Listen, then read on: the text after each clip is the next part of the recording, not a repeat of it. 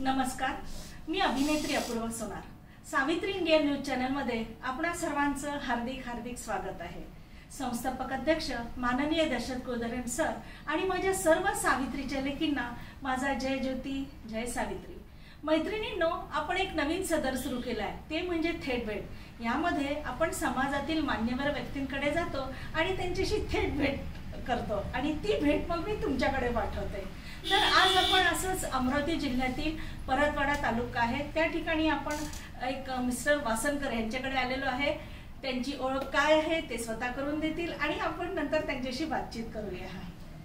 चला मग आपण त्यांच्याशी ओळख करू. तर सर, मला तुमचं संपूर्ण नाव आणि तुमची ओळख सांगा. आणि सर्वप्रथम आपल्या सावित्री इंडिया न्यूज चॅनलमध्ये तुमचं हार्दिक हार्दिक स्वागत. धन्यवाद. नमस्कार, मी प्रवीण सुखदेव वासनकर. अच्छा. मी सध्या म्हणजे पूर्वी पुण्याला राहायचो, आता इथं म्हणजे 2016 पासून परतवाड्यात आलो आहे. अच्छा. नवीन काहीतरी घेऊन नवीन लोकांसाठी लोकांच्या आवडीचे प्रश्नच नाही. आणि नवीन तर काहीतरी आहेच, प्रश्नच नाही. आणि 16 पासून आलेले आहात. पण सर, तुम्हाला म्हणजे एकदम पुण्यातून त्यातल्या त्यात परतवाडा, आता परतवाडा अमरावती किंवा पुण्याच्या तुलनेत खूपच लहान आहे, तुम्हालाही माहिती आहे. तर मग तुम्ही म्हणजे कसा काय विचार केला? जनरली कसं असतं माहिती आहे का, की काही वयाच्या काही एजपर्यंत तुम्ही एका सर्टन फील्डमध्ये किंवा सर्टन याच्यामध्ये तुम्ही व्यवस्थित पोहोचता. पण शेवटी तुमची घराची ओढ असते. बिलकुल. एक घराची ओढ म्हणा किंवा प्रेमाचे लोक आहेत, नातेवाईक आहेत, मित्रमंडळी आहेत, यांच्यापासून खूप दुरावलं गेलो होतो. तर त्या दुरावा कमी करण्यासाठी इथे यायचं होतं. अच्छा, म्हणजे तुम्हाला बिझनेस पेक्षा ही घराची ओढ, मित्रमंडळीची ओढ ही तुम्हाला जास्त कारणीभूत ठरली परतवाड्याला येण्यासाठी. बिलकुल. आणि खरंच ही खूप छान गोष्ट आहे, कारण आजकाल आपण समाजात बघतो मॅक्सिमम आई वडील असतात आणि मुलं अर्थात त्यांच्या जॉबमुळे वगैरे इलाजही नसतं. पण हे खूप छान आहे, मायदेशी आपल्या परत येणं ही चांगली गोष्ट आहे. आणि आता हा व्यवसाय तुम्ही 16 पासून सुरू केलेला आहे. तर हा वडिलोपार्जित नाही हे लक्षातच आलंय, म्हणजे कारण आपल्या समाजात मॅक्सिमम शेती आणि नोकरी हा एक हे काम आहे. पण तुम्ही त्यातल्या त्यात व्यवसाय सुद्धा वेगळा निवडला. हे का म्हणजे निवडण्याचं काही कारण की असा काही इन्सिडेंट घडला? इन्सिडेंट घडल्यापेक्षा असं सांगितलं बाबा, हे बघा कसं पुण्याला आपण जॉब करतो, बरोबर. जॉब केल्यानंतर आता माय देश किंवा माय आपल्या गावी जर यायचं म्हटलं तर इथे येऊन आपण जॉब करता नाही. आणि जॉब आहे उपलब्धच नाही, त्यामुळे आपण ज्या लेवलचे काम करतो त्या लेवलचे इथे काम करणार नाही. तर इथल्या लोकांना आवडेल आणि इथल्या लोकांच्या पसंतीस पडेल आणि आपलं सुद्धा उदरनिर्वाह चालेल. या सगळ्या गोष्टीचा सामंजस्य करून म्हणजे सुवर्णमध्य साधून एक काहीतरी वेगळं आणण्याचा प्रयत्न केला, जेणेकरून सगळ्या गोष्टी सेटल होतील. जनरली कसं असतं की आता तुम्ही 2 मिनिटापूर्वी बोलला की बाबा लोक म्हणजे सिटी लेवलला जातात, आम्ही सिटी लेवलवरनं जनरली मुलांच्या शिक्षणासाठी म्हणा किंवा कशासाठी म्हणून जनरली पब्लिक म्हणजे ट्रान्सफर होतात. आमच्याकडे असं झालेलं नाही. आमच्याकडे आणि कसं हा पण एक आदर्शच आहे ना, की सगळे लोक पुणे मुंबईकडे जाण्यापेक्षा आपल्या गावात राहून काहीतरी करता येतं.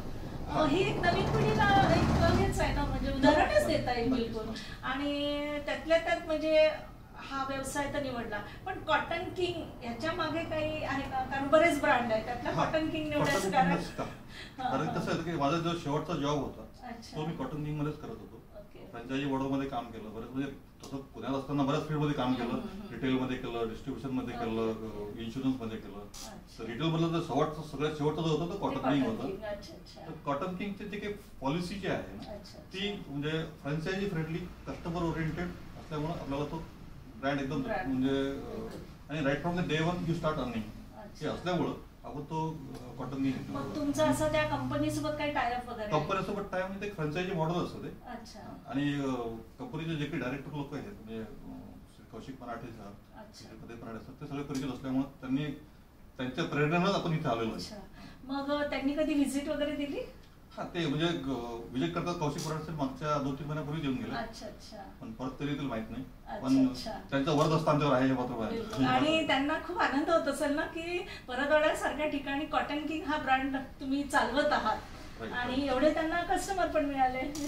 त्यांचा आनंद म्हणजे कसं आहे की त्यांच्यासाठी हे लोकेशन म्हणजे एकदम रिमोट लोकेशन आहे. हो बरं, प्रश्न. तर रिमोट लोकेशनला सुद्धा आपण ऍज पर कंपनी नॉर्म्स प्रमाणे स्टोअर मेंटेन करून तशा प्रकारची सर्व्हिस कस्टमरला आपण इथे देतोय. त्याच्यात त्यांना खूप आनंद. आणि कस्टमर लोकांना बाकी विचारायचं काम नाही, कॉटन किंग आहे त्यामुळे पटकन. कॉटन किंग म्हटलं की 100% कॉटन, 100%. आणि एक चांगला क्लास याच्याशी जोडला गेलेला आहे. कस्टमर ग्रुप वेगळाच आहे असं. आणि इथला कस्टमर जो क्लास आहे तो त्याचा वेगळाच आहे. म्हणजे असं ते आल्यानंतर बाबा एक घेतलं 2 घेतलं त्या आवडे ते सगळं घेऊन जातं. कारण की इथं जे मेंटेन केलं जातं हे 100% कॉटन मध्ये प्रत्येक वेळेस नवीन फॅब्रिक असतं. तुम्ही जसं जर समजा रॅकला पाहिलं, हे रॅककडे रॅकला जर पाहिलं ना, आता जे स्टॉक दिसतोय अवेलेबल दिसतोय निश्चितच राहणार नाही. तो कसा आहे की प्रत्येक वेळेस नवीन त्याच्यामध्ये असतं आणि रिपिटेशन त्याच्यामध्ये नाहीये. त्यामुळे कस्टमर समजा 2 महिन्याचा किंवा 1.5 महिना जरी परत आला तर त्याला प्रत्येक वेळेस काहीतरी नवीन पाहायला मिळतं. काहीतरी बघा नाही. आणि ते अपडेट राहलं तरच बिझनेस कुठलाही हा चालत राहतो, प्रश्नच नाही. आता तुम्ही एवढ्या कष्टाने आता हा उभारलाय तर हा तुम्हाला कंटिन्यू करावासा वाटतो, म्हणजे पुढे मुलं ह्यात येणार आहे की कसं, म्हणजे तुमची काय इच्छा आहे? यात तर फक्त मीच असणार आहे. आणि मला दोन्ही मुलीच आहेत. एक मुलगी पुण्याला आहे, दुसरी सध्या JEE एक्झाम प्रिपरेशन करते. पण मुली सुद्धा या फील्ड मध्ये येण्याचे चान्सेस कमी. बरोबर. आणि आता कॉटन किंग हा ब्रँड तर खूप मोठा आहे, प्रश्नच नाही. आता आम्ही पण म्हणजे आमच्या घरी वगैरे यूज होतोच, प्रश्नच नाही. खूप पुण्यातून आलेले आहात. तर आपल्या कुठलाही आपला बिझनेस म्हटला की आपल्याला वर्ग कसा लागतो हे माहितीच आहे. तर तुम्हाला आपले जे कस्टमर आहेत ते आपल्या माळी लोकांमधून जास्त आहे की इतरत्र पण आहे? माळी लोकांमधून म्हटल्यापेक्षा कसं आहे की इथं जे म्हणजे एम्प्लॉई वर्ग ज्याला म्हणतो, एम्प्लॉई वर्ग जो आहे तो जास्त आहे. सोबतच फक्त एम्प्लॉईज आहे असं म्हणता येणार नाही. कारण की इथला जो काही फील्ड आहे, म्हणजे जो बेल्ट आहे त्याला आपण बेल्ट म्हणजे अजनगाव, सरसगाव आहे, या एरियामधला शेतकरी वर्ग खूप मोठ्या प्रमाणात खूपच मोठा, म्हणजे गावाच्या गाव आपले ते याला शेती धरून आहे. त्याला कॅचमेंट एरिया म्हणतो आम्ही. कॅचमेंट एरिया खूप मोठा असल्यामुळे इथला शेतकरी वर्ग म्हणजे शिक्षक वर्ग किंवा कुठल्याही प्रकारचा जो म्हणजे कर्मचारी आहे तो आपल्याकडे येऊन शॉपिंग करतो. म्हणजे केवळ माळीच लोक येतात अशातला भाग नाही. पण बिझनेस वाढवायला मला असं वाटतं माळी लोकांचा सपोर्ट असू शकतो. सपोर्ट हा प्रत्येकाचाच असतो. आता माळी मला सपोर्ट करत नाही किंवा मला असं काही, पण त्यातल्या त्यात प्रत्येक फील्डमध्ये कसं आहे की तुमचा जो काही तुम्ही त्या समाजात ज्या समाजामध्ये वावरता त्या समाजात तुम्हाला सपोर्ट असतोच. आणि जनरली आपल्या समाजात हा सपोर्ट करतात. आणि हे मी बघितलंय. म्हणजे पण you are not totally depend on that. ते तर आहे, प्रश्नच नाही. बिझनेस म्हटल्यावर तुम्हाला पुढे एका समाजावर नाहीच राहता, प्रश्नच नाही. पण सपोर्ट बाजार खूप चांगला आहे. आणि आता ही जी लाईन आहे ही पूर्ण व्यापारी लाईन आहे आणि त्यातल्या त्यात मारवाडी लोक आहे. त्यामध्ये आपण एक माळी व्यक्ती, तुमचा हा बिझनेस, तुम्हाला काही असं वाटतं का की आपण यांच्यात कमी पडतो की योग्य आहे असं सगळं बॅलन्स आहे? कमी पडतो याच्यापेक्षा मी आय फील प्राऊड त्यांच्या ह्याच्यात आपण आहोत. आय फील प्राऊड की बाबा या सगळ्याच्या मध्ये मी एकटा एक म्हणजे टिकून आहे, तकदर नाही. आणि मला या गोष्टीचा खूप अभिमान आहे की बाबा या सगळ्या गोष्टीमध्ये.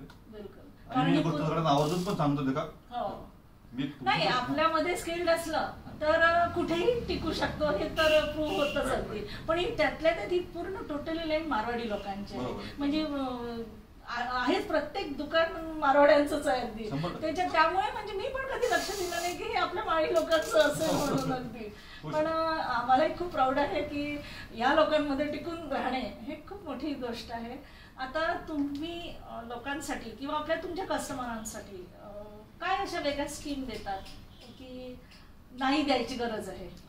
नाही, ऍक्च्युअली हे जे म्हणजे ब्रँड आहे, कॉटन किंग ब्रँड आहे, हा 100% कॉटन मध्ये येतो आणि एकदम रिझनेबल रेट्स मध्ये येतो. बरोबर, म्हणजे व्हॅल्यू फॉर मनी हा त्याचा कन्सेप्टच आहे. म्हणजे एकदम रिझनेबल रेट्स मध्ये 100% कॉटन. आणि जे काही ऑफर वगैरे जे येतात त्या कंपनीकडनंच येतात. तुम्ही स्पेशली वेगळी गरज नाही. अशा ऑफर्स म्हणजे पर्टिक्युलरली सणांच्या वेळेलाच असतात की कधी पण येतात? सणाच्या वेळेस नाहीये. ते कसं आहे की ऑफर ह्या जनरली फेब्रुवारी आणि जुलैमध्ये येतात. अच्छा, म्हणजे त्याला काही असं कॉटन असल्यामुळे नाही, कॉटन असल्यामुळे नाही. त्याचं कंपनीचा कन्सेप्टच वेगळा आहे ऑफर देण्यामागचा. ऑफर असं आहे की म्हणजे कॉटनचे जे ज्युनियर कस्टमर्स आहेत ते कस्टमर्स काय करतात की वर्षभर ते MRP लाच खरेदी करतात, बरोबर. तर त्यांना सुद्धा डिस्काउंट मध्ये खरेदी करण्याचा आनंद मिळावा त्यासाठी पण ते ऑफर ठेवतात आणि तो आनंदच वेगळा असतो. आणि दुसरी गोष्ट त्याच्यामध्ये अशी आहे की बरेच काही कस्टमर असे असतात त्यांना समजा 1000 रुपयाचं शर्ट जरी म्हटलं तर ते महाग वाटतं.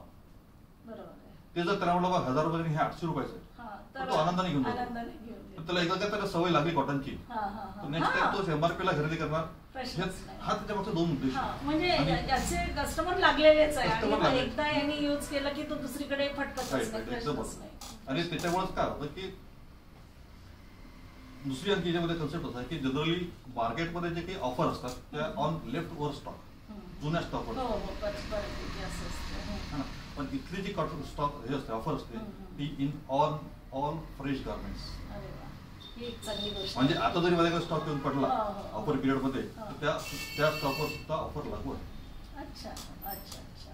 म्हणजे कारण जनरली ऑफर्स म्हटल्या की ते जुलै म्हणजे आता आम्ही मार्केटमध्ये आम्ही फिरतो ते मान्सून सेल असतात वगैरे तर तो बरोबर आहे ते आधीच काढून टाकतात दुसरा फ्रेश स्टॉक ठेवतात. म्हणजे 6 महिन्याचा त्यांचा तो पिरियड असतो. त्या 6 महिन्याच्या पिरियडमध्ये जे काही त्याचे डिझाईन बनले किंवा जे काही त्याचे पॅटर्न आलेले ते जे काही शिल्लक राहिले ते क्लिअर आउट करण्यासाठी म्हणून ते ऑफर लावतात. आणि इथं कसं आहे की तुमचं प्रत्येक म्हणजे वीकली नवीन डिझाईन त्यामुळे नवीन डिझाईन आपल्याकडे जुना स्टॉक नसतोच. अच्छा अच्छा. तर आता तुम्ही आपल्या नवीन पिढीला काय सांगू इच्छिता? नवीन पिढीला एकच सांगेल की बाबा आजकाल असं झालंय की शेतीकडे सगळ्यांकडे शेती असं नाही किंवा अगोदर जे काही शेती होती वडिलोपार्जित 20 एकर होती 30 एकर होती 50 एकर होती आता ते तेवढी प्रत्येक घरानुसार जर पाहिलं तर कमी होत आली. आता इथून पुढे काय परिस्थिती असणार आहे थोडीशी कठीणच आहे. म्हणजे 5 एकरवरून 2 एकर आली 2 एकर 1 एकर झाली 1 एकर मग काय गुंठेवारी त्याची वेळ येईल. पण त्याच्यावर आपण भागणार आहे का? तर आपल्या मराठी समाजाला इथून पुढे व्यवसायात उतरणं खूप गरजेचं आहे. कारण व्यवसायात असा एक मार्ग आहे की त्यामध्ये तुम्हाला सगळं काही करून मिळतं फक्त तो जिद्दीनं चिकाटीनं त्याच्यात तुम्हाला मेहनत ठेवलं. तसं आता असं म्हणतात म्हणजे आता खरं असेल खोटं असेल की मारवाडी माणूस जसा चिकाटीने व्यवसाय करतो मारवाडी झाले आपले सिंधी लोक झाले तेवढा चिकाटीने मराठी माणूस करत नाही असं मराठी माणसाकडे ठपका आहे. तर हे कितपत हा जो ठपका आहे ना हा जो ठपका लागलेला आहे हा आजपासून ते लागला की जेव्हा आपल्याकडे 50-60 एकर जमीन होती तेव्हा तेवढी चिकाटी त्याच्याकडे नव्हती कारण की बॅकअपला काहीतरी होतच. बरोबर आहे. इथून पुढे बॅकअपला तुमच्याकडे काही राहणार नाही.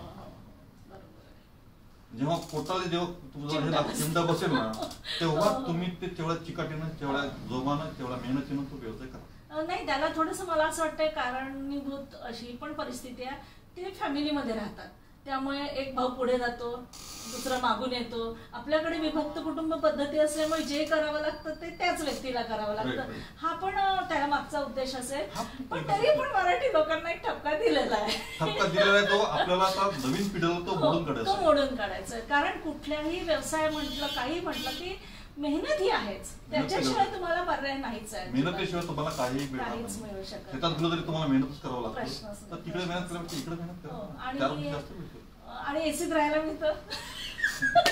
त्यामुळे आज नवीन पिढीला शेतीपेक्षा असे व्यवसाय तर कधीही तर म्हणजे या व्यवसायामध्ये मॅक्सिमम गर्दी पुरुषांची असते की स्त्रियांची पण असते? पुरुषांची किंवा स्त्रियांच्या म्हटल्यापेक्षा त्या डिपेंड डिसिजन मेकर कोण आहे किंवा दिवाळीला नाही डिसिजन मेकर कोण आहे. हो तेही आहे बरोबर आहे. तर जो डिसिजन मेकर आहे तो म्हणजे असं काही हे नाही की पुरुषच येतात म्हणजे सेम स्त्रिया आणि पुरुष समान क्वांटिटीमध्ये येतात समान याच्यामध्ये येतात आणि मुबलक शॉपिंग करून जातात. काही कमी असताना तर मग ते नवरे येतात मग ते एक्सचेंज वगैरे होईल सगळं exchange policy free exchange policy आहे आपल्याकडे. म्हणजे एनी टाइम तुम्ही कधीही येऊ शकता केव्हाही एक्सचेंज करू शकता. आज घेतला प्रोडक्ट तुम्ही कोणत्याही शोरूम मध्ये एक्सचेंज करू शकता. असे एकदम फ्री. अच्छा, म्हणजे इतकं फ्री दिलेलं आहे. म्हणजे इथं तुमच्या कोण्या पाहुण्यासाठी जाऊन तुम्हाला काही शर्ट नाही, टी शर्ट नाही, काय नाही, तर तुम्ही तिथल्या शोरूम मध्ये सुद्धा एक्सचेंज करता येईल. अरे म्हणजे ही खूप छान गोष्ट आहे, कारण नाही ते जनरली असं होत नाही. आणि जनरली कसं असतं की तुम्ही बिल आणलं का, कधी घेतलं होतं, किंवा कारण मोठ्या दुकानांमध्ये हा प्रकार आहे. कशाला त्यांची लिमिट ठरलेली असते 15 दिवस, 7 दिवस, 8 दिवस काय. बरेचदा आपण ती गोष्ट घेतल्यावर 15 दिवसापर्यंत ती कधी कधी युजही होत नाही, तर परत करायची वेळ कशी येणार आहे तेही आहे. आणि आता या ब्रँडमध्ये फक्त शर्टच येतात की अजून आता मला माहिती नाहीये. याच्यामध्ये शर्ट्स येतात, फॉर्मल शर्ट्स येतात, टी शर्ट्स, म्हणजे टोटली पण शर्ट. हा ऍक्च्युअली फॉर्मल ब्रँड. अच्छा, त्यात अच्छा, म्हणजे नियर अबाउट 26 वर्ष झाले त्याला. 26 वर्षापासून अगोदर पुण्यापासून सुरुवात झाली. आता नियर अबाउट 250 शोरूम्स आलेले आहेत, 250 प्लस. अरे बापरे. आणि 2026 पर्यंत 500 शोरूम्स करायचं टार्गेट. ही व्यक्ती आहे का ती? अच्छा अच्छा, हा म्हणजे हे 500 शोरूम्स ऑल ओव्हर महाराष्ट्रामध्ये, ऑल ओव्हर इंडियामध्ये कव्हर करायचं आहे. ते नक्कीच होतील, कारण हा ब्रँडच तसा आहे. तुम्हाला म्हणजे कधी असं वाटलं का की आपण ह्या व्यतिरिक्त ही अजून काही म्हणजे जसे हे शर्ट्स आहेत वेगळं काही दुकानात ठेवावं, की काही गरज भासली नाही का तुम्ही? नाही, कसं कॉटन पिन हे एक्सक्लुझिव्ह शोरूम्स आहेत. त्याच्यामध्ये तुम्हाला दुसरे ब्रँड नाही ठेवता. अच्छा, ठेवताच येत नाही म्हणजे? ठेवता येत नाही आणि ठेवू पण नाही, तुमचं उगवताच कचरा होतो. म्हणजे त्यांनी एक तेवढं थोडंसं बंधन ठेवलेलं आहे गोष्टी. जे काही आहे त्याच्यातच प्रत्येक वेळेस नाविन्य जर तुम्ही दिलं तर गरजच भासत नाही. नाही तर तुम्ही जर ते जर ठेवलं तर तेव्हा अरे यार उत्तर देखाई. एवढ्या आता किती वर्षाचा पिरियड झाला तुमचा या येईपर्यंत? 2016 ते 8 वर्ष. 8 वर्षात कधीतरी असं वाटलं का की आपण पुण्याला होतच बरं होतं, की हॅपी आहात तुम्ही? नाही मॅडम, चुकून मागे वळून पळायचं हे नाहीये. कसं आहे की कधीच असं वाटलं नाही. कधीच असं वाटलं नाही. जे डिसिजन आहे ते एकदम योग्यच आहे. आणि कसं आहे की म्हणजे आपण आता हाकेच्या अंतरावर आहे. बिलकुल. तिथे पुण्याला असताना कसं व्हायचं, तेव्हा बाबा एकदा सकाळी निघून गेलो तर संध्याकाळी घरी परत करायची आपल्यावर जे डिपेंडंट जे आहेत आपल्या पश्चात त्यांचं काय, तो एक प्रश्न असतो. त्याच्यामुळे बाबा इथं कसं आहे की थोडं पडलं जरी तर ते इथे लगेच अरे काय झालं असं विचारायला पब्लिक आहे. तुम्ही हॅपी आहात, तुमच्या घरची मंडळी पण हॅपी आहेत या शोमध्ये? अच्छा, त्यांना जास्त. आणि तरी पण तुम्हाला वेळ कमीच देता येतो ना, कारण सकाळी आलं की संध्याकाळच होत असेल घरी जायला, तर त्यांच्या काही तक्रारी वगैरे किंवा कधी एखाद्या वेळेला चक्कर मारायला वगैरे येतात का? नाही, चक्कर मारायला येतात, म्हणजे तक्रारी असत काही नाही. त्यांनी पण स्वतःला तसं त्या पद्धतीचं मोड करून टाकलेलं आहे, त्यामुळं त्या पण हॅपी आहे. अच्छा, आता एक असा वेगळा प्रश्न, म्हणजे आता मुलींना खूप छान प्राऊड फील होत असेल ना की माझ्या वडिलांचं असं शॉप आहे वगैरे, तर त्यांच्यामधून काही म्हणजे त्यांच्या मैत्रिणी येतात का की असं रूम वगैरे असं बघायला? त्यांच्या मैत्रिणी वगैरे असं नाही म्हणते ना, कसं आहे की ते किंवा शॉपिंग करताना दुसरीकडे जाण्यापेक्षा पर्टिक्युलरली असं मात्र होतं की शॉपिंग करताना पप्पा फिर चलो तिथं जाऊया असं होतं. पण मोठ्या मुली मोठ्या असल्यामुळे कसं की ते त्यांचे अच्छा तो पहिले कसं वडिलांसोबत मुली वगैरे मुलं यायचे, तो आता विषय नाही राहिला. तर म्हणजे एकंदरीत तुमच्या या पूर्ण याच्यामध्ये तुम्ही हॅपी आहात आणि तुम्ही नवीन पिढीला हेच सांगू इच्छिता की नोकरीच्या पाठीमागे लागण्यापेक्षा स्वतःच काहीतरी करा. जसं शेती कमी झाली नोकऱ्या कमी झाल्या, नोकऱ्या कमी झाल्या आणि त्याचं कॉम्पिटिशन खूप जास्त झालं. आणि त्यात आजकाल आपण पाहतो रिझर्वेशन प्रकारचं पाहतो, आपल्या वाट्याला किती येणार? आपल्या वाट्याला म्हणजे पुढे पुढे तर येणार की नाही ही एक शंकाच आहे. त्या गोष्टी सुद्धा प्रश्नचिन्ह. असं सगळं असताना मग त्या गोष्टी त्यामुळे का लागेल? हो, बरोबर आहे. आतापासून तुम्ही व्यवसाय सुरुवात करा ना, बरोबर. आजपासून जर तुम्ही सुरुवात केली कुठेतरी 4-5 वर्ष तरी त्या गोष्टीला लागतात. प्रत्येक गोष्ट सेट व्हायला म्हणजे 1000 दिवस लागतात. 1000 दिवसामध्ये तुम्ही 1000 दिवसामध्ये तुमचा तो समजा 1000 तुम्ही जर 1000 दिवस जर तुम्ही त्या मार्केटवर टिकून राहिलात ना, मग तुम्हाला मागेवरून पाहायची गरजच नाही. पण जनरली आपण पाहतो की बाबा म्हणजे बरेच काही जे काही नवीन एंटरप्रेन्योर म्हणजे दुकानं होतात किंवा काय होतं ते विदिन 3 इयर्स मध्ये ते म्हणजे त्याला एक कारण असं आहे, त्यांच्यामध्ये एक सातत्य नाही आहे. कुठल्याही गोष्टीमध्ये सातत्य हे असायलाच हवं. म्हणजे तुमची ती बसायची ती काय होतं ना, थोडे म्हणजे वाट बघायची त्यांना सवय नसते आणि फास्ट हवं असतं सगळ्या गोष्टी, तर त्यामुळे पण असावं कदाचित. त्यामध्ये कसं आहे, सातत्य सोबत बरंच काय आहे, कमी वेळात जास्तीत जास्त मला कसं मिळवता येईल, बस बस बस त्याकडे कल जास्त आहे, त्याकडे कल जास्त असतो. त्यापुढे होतं काय, तुझं नुकसान होतं. हो नुकसान होतं. आणि थोडंसं कारणीभूत आजकालची लाईफस्टाईल आहे त्याला. लाईफस्टाईल आणि कोरोनापासून तर सगळ्यांची लाईफस्टाईल सध्या खूप बदललेली आहे. हे सगळं सांभाळता तुम्हाला सामाजिक बांधिलकी म्हणजे कशी जपता तुम्ही? सामाजिक बांधिलकी जपण्याला थोडा चान्स कमी लोकांची काही नाराजी वगैरे इथंच मी बांधला गेलो. हो बरोबर आहे. नाही ते तर लोक समजून घेतात का की येऊ शकत नाही, पण मग असं लोक नाराज होतात का की तुम्ही येतच नाही वगैरे, की तेवढं तुम्ही नाराजी दर्शवतात. तर कसं आहे की मॅनेज करायचं, तेवढं मॅनेज करून घ्यायचं. पण याच्या व्यतिरिक्त आणखी एक कंपनीत आम्हाला एक सामाजिक बांधिलकी करण्याचा प्रयत्न म्हणजे चान्स दिला होता. तो असा की जुने कपडे म्हणजे कस्टमर ग्रुप आहे त्याच्याकडून जुने कपडे घ्यायचे. म्हणजे जुने तुम्ही वापरत देत पण इतरांनी वापरण्याजोगे. म्हणजे त्यात कॉटन किंग शर्टच आहे असं नाही, कोणत्याही ब्रँडचं. तसं कंपनीत आम्हाला एक चान्स दिला होता. तो त्यावेळेस आम्ही नाही म्हटलं तरी कमीत कमी म्हणजे 3 ते 4,000 क्वांटिटी जमा केली आणि रिस्पॉन्स छान मिळाला. हा त्यावेळेस रिस्पॉन्स छान मिळाला. आणि ती क्वांटिटी जी की जमा केली होती ती आम्ही फॅक्टरीला पाठवली, कॉटन बारामतीला. पाठवल्यानंतर तिथं कंपनीने सगळं त्याचं सेग्रिगेशन केलं, वॉशिंग आयर्निंग वगैरे सगळं केल्यानंतर मध्यंतरी आता ते काय सातारा कोल्हापूर साईडला त्या फ्लड आला होता, त्या फ्लडमध्ये सगळं कपडे होतं. म्हणजे हे करता करता एक सामाजिक बांधिलकी हा तर खूपच मोठा उपक्रम आहे. उपक्रम म्हणजे कंपनीने दिला त्याच्यामुळे हे फक्त परतोड्याकरता नव्हे तर ऑल ओव्हर महाराष्ट्रामधून सगळं त्यांनी अशी स्कीम राबवली. पण हे त्यांच्या डोक्यात आलं हे खूप म्हणजे चांगली गोष्ट आहे ना. तर त्यांच्या मागे येण्यामागचं 2 कारण होते. कारण की ज्यांनी ते हे दिलेलं होतं म्हणजे कपडे परत दिले, त्यांना कंपनीनं मग कुपन वाटले. तर एकंदरीत म्हणजे खरंच खूप छान आहे, हा ब्रँड छान आहे, सगळं छान आहे. आणि मैत्रिणींना आपण खूप छान बातचीत केली आपल्या वासंकर सरांसोबत. तुम्हाला म्हणजे असे काही तुमच्या डोक्यामध्ये कल्पना आहे का की आता नवीन पिढी सपोज तुमच्याकडे आली, तरुण वर्ग, तर तुम्ही त्यांना अशा टिप्स देऊ शकता?